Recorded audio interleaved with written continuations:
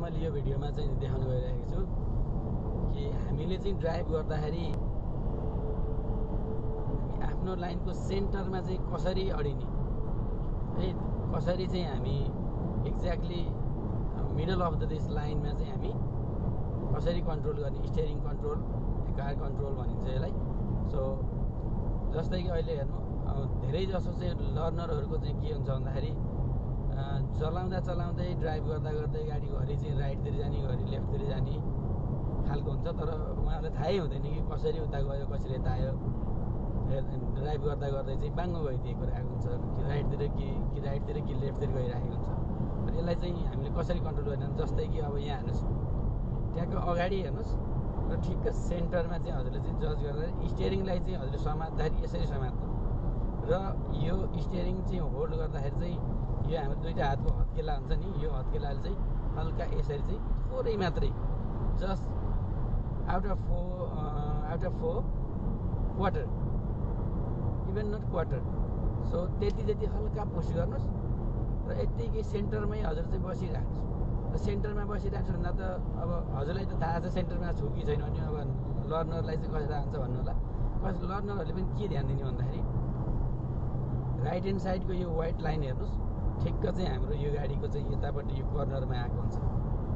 So कर्नरमा भनेको चाहिँ ठिक जस्ट यो साइडमा हेर्नु है, यतापट्टि साइडमा चाहिँ यो फ्रेमको चाहिँ ठिक्क कर्नरमा चाहिँ यो राइटको लाइन देखिन्छ भने लेफ्टको लाइन फेरि यही हाम्रो ड्यासबोर्डको ठिक्क सेन्टरमा देखिएको हुन्छ।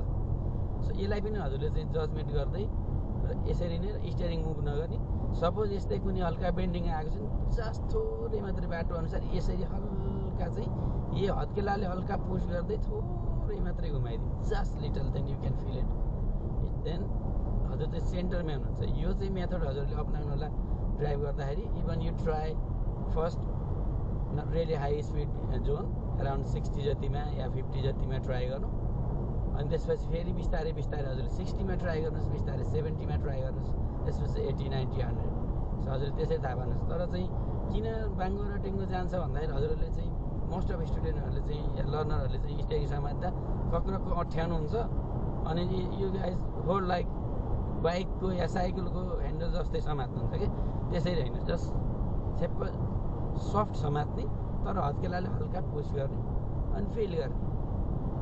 अनि त्यो लाइनलाई हेर्ने, राइट साइडको लाइन चाहिँ ठिक्क कर्नरमा राइट ह्यान्ड साइड ठ्याक्क यहाँनिर, या त्यहाँ स्पिकर पनि हुन्छ, स्पिकरको छेउनिर, या चाहिँ यो फ्रेमको ठिक्क छेउनिर। अनि लेफ्ट ह्यान्ड साइडको चाहिँ यो ड्यासबोर्डको ठिक्क सेन्टरमा चाहिँ हजुरले देखेको हुनु पर्यो। त्यस्तो छ भने हजुरको गाडी चाहिँ सेन्टरमा छ, यसरी चाहिँ हजुरले ध्यान दिनु होला। धेरै चाहिँ पेनिक नहुने, जस्ट हजुरले चाहिँ बेला बेलामा राइट लेफ्टको मिरर पनि हेर्ने, माथिको मिरर पनि हेर्ने, र आफ्नो गाडीलाई चाहिँ ठिक्क त्यही लेभलमा हजुरले चलाइराख्ने। तर चाहिँ धेरै बेरसम्म जस्ट राइटको मैले कर्नरमै देखेको छु, लेफ्टको चाहिँ सेन्टरमै देखेको छु भनेर चाहिँ धेरै बेरसम्म अगाडि मात्रै नभइकन हल्का पछाडि पनि हेर्ने र राइट लेफ्टको मिरर पनि हेर्ने।